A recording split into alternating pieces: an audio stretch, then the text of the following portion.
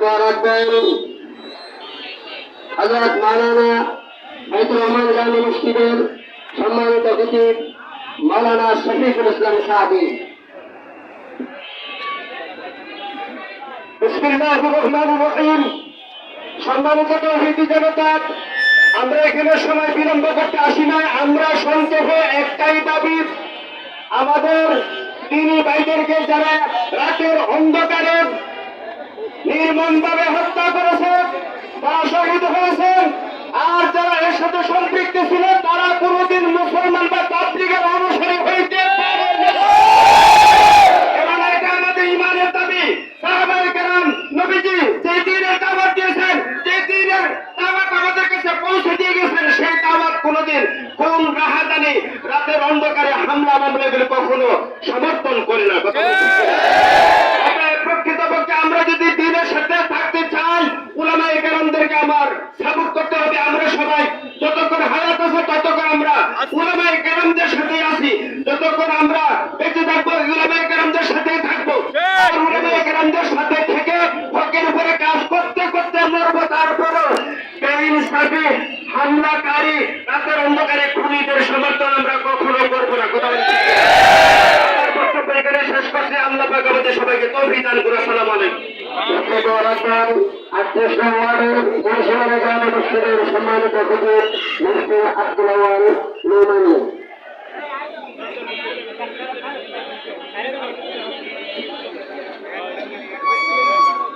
সংগ্রামী সাথী বন্ধুগণ, আপনারা জানেন আমাদের ইস্তেমার ময়দানে ঘুমন্ত সাথীদের উপর হামলা করা হয়েছে, 4 জন ভাইকে শহীদ করে দেওয়া হয়েছে। মুসলমান কোনদিন কোন মুসলমান ঘুমন্ত মুসলমানের উপর কি কোন কাফেরের উপর আক্রমণ করতে পারে না।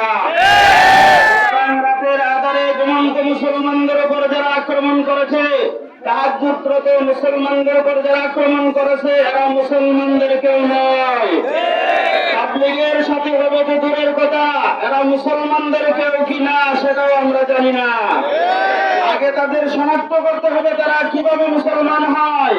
ঘুমন্ত সাথীদের উপর যারা আক্রমণ করে, ঘুমন্ত ব্যক্তিদেরকে যারা শহীদ করে দেয়, নামাজরত মুসলমানদেরকে যারা শহীদ করে দেয়, এরা তাবলীগের সাথী তো নয়, মুসলমানদেরকে হারায়। বক্তব্য রাখবেন 33 নং ওয়ার্ডের শহীদুল্লাহ জামি মসজিদের সম্মানিত খতিব মুফতি সাঈদ আহমদ।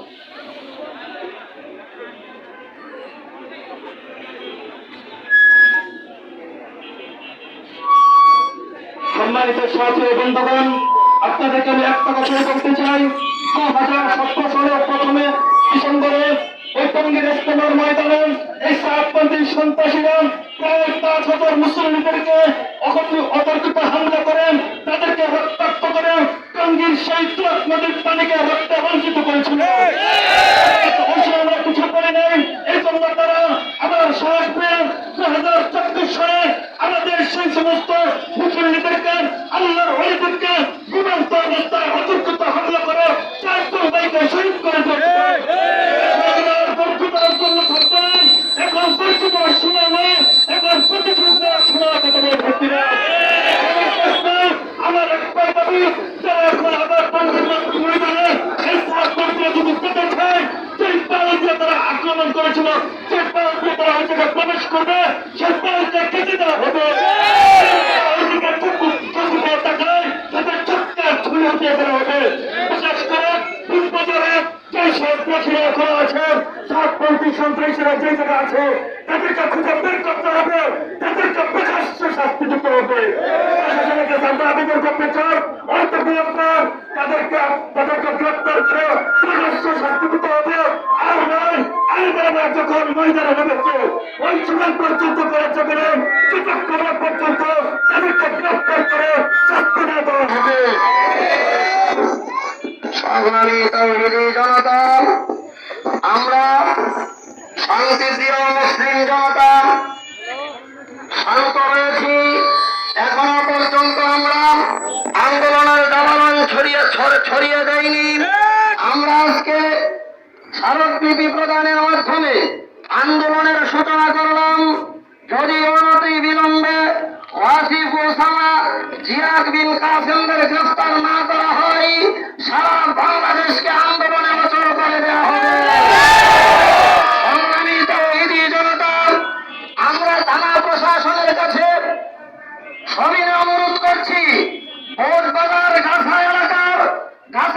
সেদিন যত সন্ত্রাসী খনিরা ওই দিনের তাণ্ডবে অংশগ্রহণ করেছে তারা আদৌ মুসল্লি বা তাবলীগী হতে পারে না। এই কবির লিমনদেরকে গ্রেফতার করতে হবে, নতুবা এলাকার শান্তি শৃঙ্খলা বিনষ্ট হবে। বক্তব্য রাখবেন মুফতি মনজুর হক মামা। সংগ্রামিত জনতা,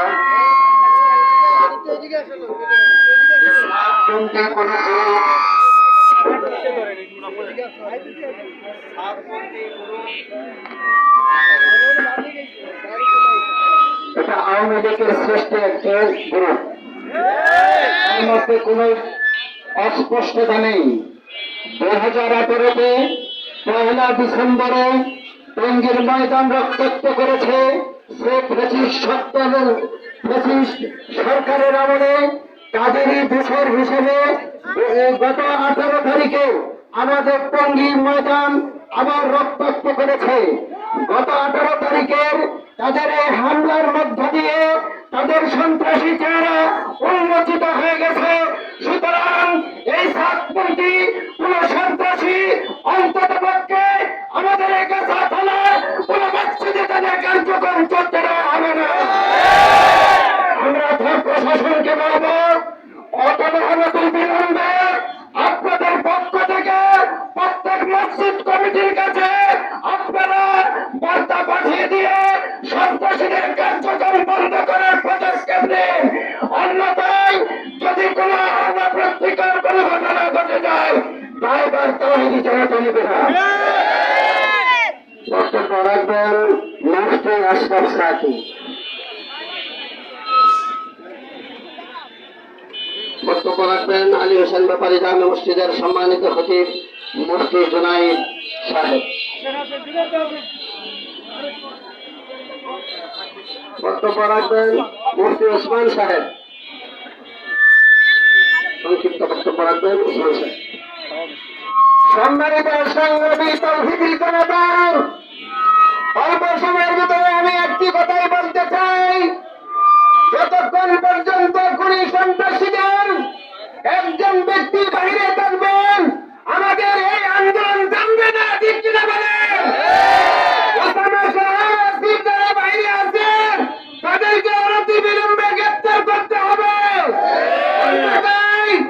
অন্যথায় আমাদের দেশের উলামায়ে কেরাম তাদেরকে মান্য করবে না। বক্তব্য রাখবেন নূরে মদিনা জামে মসজিদের সম্মানিত খতিব মুফতি হাবিবুল্লাহ বুলবুলি।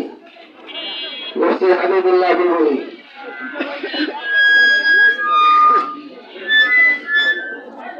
সম্মানিত তাওহীদি জনতা, সাতপন্থী এরা হলো খুনি, সাতপন্থী এরা হলো ডাকাত। 2018 সালে টঙ্গীর ময়দানকে রক্তে রঞ্জিত করেছে, আবার 2024 সালে এরা টঙ্গীর ময়দানকে রক্তে রঞ্জিত করেছে। আমাদের দাবি স্পষ্ট, আমাদের কথা স্পষ্ট, যারা টঙ্গীর ময়দানকে রক্তে রঞ্জিত করেছে, যারা 2018 সালে 2024 সালে টঙ্গীর ময়দানকে মুসলমানের রক্তে দ্বারা রঞ্জিত করেছে, এই সকল ব্যক্তিদেরকে টঙ্গীতে ঢুকতে দেওয়া হবে না, কাকবাজে ঢুকতে দেওয়া হবে না, এমনকি মহল্লায় কোন মসজিদে তাদের দাওয়াতের কাজ পরিচালনা করতে দেওয়া হবে না। আমাদের দাবি পরিষ্কার, শুধু দাওয়াতের কাজ নয়, খুনি সন্ত্রাসীরা মসজিদে গেলে কোন মসজিদের ইমাম মুসল্লি নিরাপদ নয়।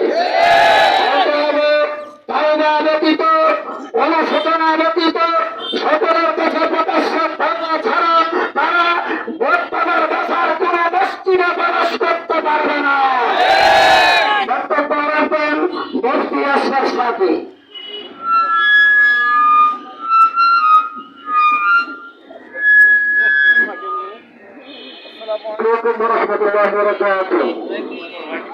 সংগ্রামিত জনতা, আমরা যদি বর্তমান দৃষ্টিকোণ থেকে উপলব্ধি করি তাহলে আমরা দেখতে পাচ্ছি বাংলাদেশের মধ্যে অশান্তি সৃষ্টি করার জন্য সর্বোপরি বলে উঠেছে এই সাহায্য কথা বলেন ঠিক করে।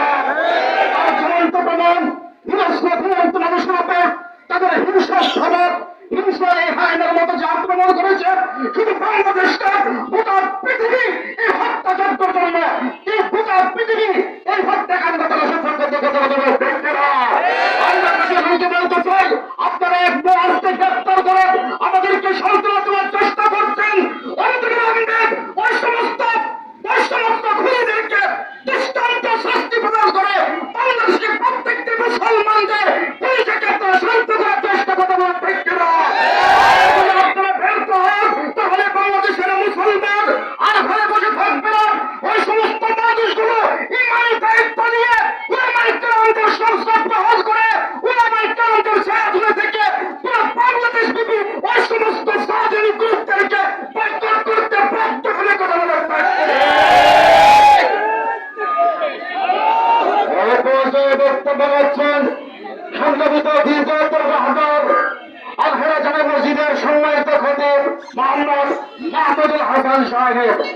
মোহাম্মদ মাহমুদুল হাসান সাহেবের আপনাকে বক্তব্য দেওয়ার জন্য দ্বিতীয়ত মঞ্চে উপস্থাপন করার জন্য আহ্বান করছি।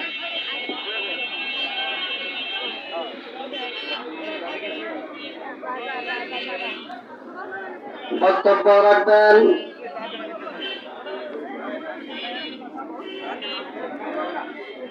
ইয়াকুবুল্লাহ জামে মসজিদ 38 নং ওয়ার্ডের সম্মানিত খতিব মাওলানা নুরউদ্দিন সুমিতপুরী। বক্তব্য রাখবেন মাওলানা নুরউদ্দিন সুমিতপুরী। ইসলাম জিন্দা মুতাল্লাহ রেখে বলা অথবা সাতলা চত্বরে একরাম রক্ত রঞ্জিত করেছেন। এই রক্তের বিনিময়ে আওয়ামী দুঃশাসন সৈন্য-শাসক দিল্লিকে পলায়ন করেছে। ঠিক করে কিন্তু গ্রামের রক্ত রঞ্জিত হয়েছে, টঙ্গী ইজতেমা হয়েছে। এই রক্ত প্রমাণ করে ইসলাম জিন্দাবাদ কারবালা জবাব। এই রক্তের মাধ্যমে টঙ্গী বিশ্ব ইজতেমায় তাদের ইজতেমা নিষিদ্ধ, কাকরাইল মসজিদে তাদের সবগুবার নিষিদ্ধ, গোটা বাংলাদেশে তাঁতপন্থী সন্ত্রাসীদেরকে অবাঞ্ছিত ঘোষণা করা হলো। সম্মানিত জনতা, সকলে বলি আলহামদুলিল্লাহ। অফিসার ইনচার্জ গাছা থানার অফিসার ইনচার্জ মহোদয় আমাদের আজকের স্মারকলিপি প্রদান গ্রহণ করেছেন, আলহামদুলিল্লাহ। তো আমাদের আখেরি বক্তব্য এবং দোয়া করবেন। আখেরি বক্তব্য দিয়ে দোয়া করে আমাদের আজকের এই বিক্ষোভ সমাবেশের সমাপ্তি ঘোষণা করবেন আমাদের গাছা অঞ্চলের মুরব্বী মাওলানা ইউসুফ মিয়াজি দামাত বারাকাতুহু। সংগ্রামিত ইহুদি জনতা, আগে বলছি যে আজকে আমাদের এই সুশৃঙ্খল স্মারকলিপি প্রদানের মাধ্যমে আমাদের আন্দোলনের শুভ সূচনা হয়েছে। থানা প্রশাসন আমাদেরকে আশ্বস্ত করেছেন এবং বলেছেন সার্বিক সহযোগিতা করবেন, আলহামদুলিল্লাহ। আমরা থানা প্রশাসনের উপর আস্থা বিশ্বাস রেখে বলতে চাই, অনতি বিলম্বে গাছা থানার ভেতরে ঘাটতি মেরে থাকা নেতাতি সম্প্রদায়ের সাতপন্থী উগ্র কবির লিমন শহীদদেরকে গ্রেফতার করতে হবে এবং গাছার কোন মসজিদে তাদের প্রবেশ করা যাবে না, তাদের সম্পূর্ণরূপে তাদের প্রবেশ নিষিদ্ধ করতে হবে, নতুবা আমরা তাদেরকে অনিরাপদ মনে করছি। সংগ্রামিত ইহুদি জনতা, অনেক হয়েছে ইনশাআল্লাহ। জুমার পরে আলহামদুলিল্লাহ আমরা এ পর্যন্ত আমরা বিভিন্ন এলাকা থেকে বিভিন্ন মসজিদ থেকে বিক্ষোভ নিয়ে বুটবাজার থেকে গাছা থানার সামনে আমরা উপস্থিত হয়েছি। অনেকের পথচারীদের অসুবিধা হচ্ছে, আর অসুবিধা হওয়াই স্বাভাবিক। তবে আমরা ইমানের দাবিতে, মানবিক দাবিতে, সন্ত্রাসী উপরে খুনিদের বিচারের দাবিতে আমরা আজকে এই রাস্তাঘাটে জমায়েত হয়েছি, রাস্তায় জমায়েত হয়েছি। কিছুটা অসুবিধা হলেও আমরা আন্তরিকভাবে দুঃখিত। গাছার সর্বস্তরের তৌহিদি জনতা সমবেত হয়েছে, আন্দোলনের বীজ বপন করেছে। যদি বিচার না করা হয়, আন্দোলনের দাবানল বুটবাজার থেকে সারা বাংলাদেশ ছড়িয়ে পড়বে। এখানে আখেরি বক্তব্য রাখবেন, এরপরে দেওয়ার মাধ্যমে সংক্ষিপ্ত বক্তব্য দেওয়ার মাধ্যমে আজকের এই বিক্ষোভ মিছিল পরবর্তী জমায়েতের সমাপ্তি ঘোষণা করবেন গাছার মুরব্বী মাওলানা ইউসুফ মিয়াজি। আলহামদুলিল্লাহ, আল্লাহ তাআলার অশেষ মেহেরবানি।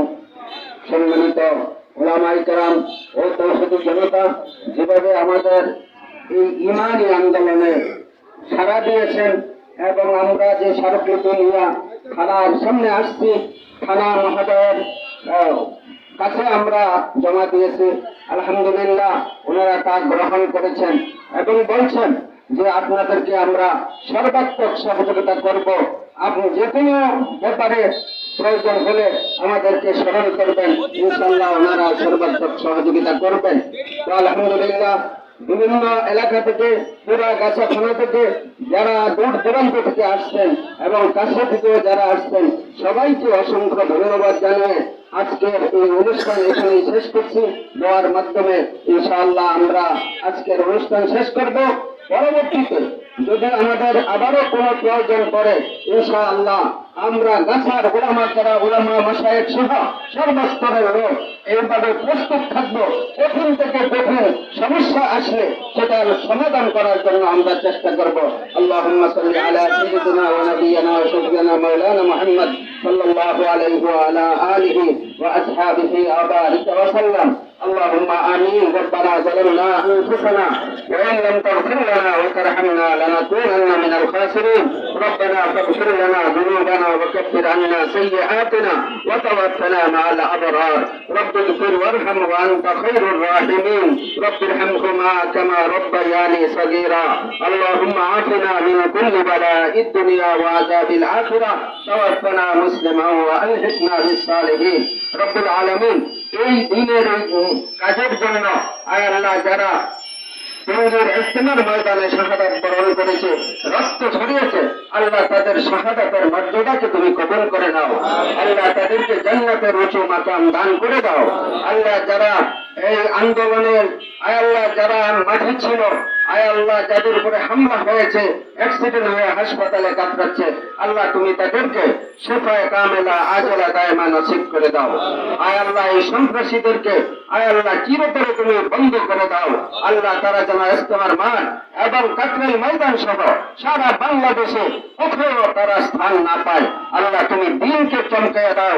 আল্লাহ বদ্দিনীকে আল্লাহ তুমি মিটিয়ে দাও।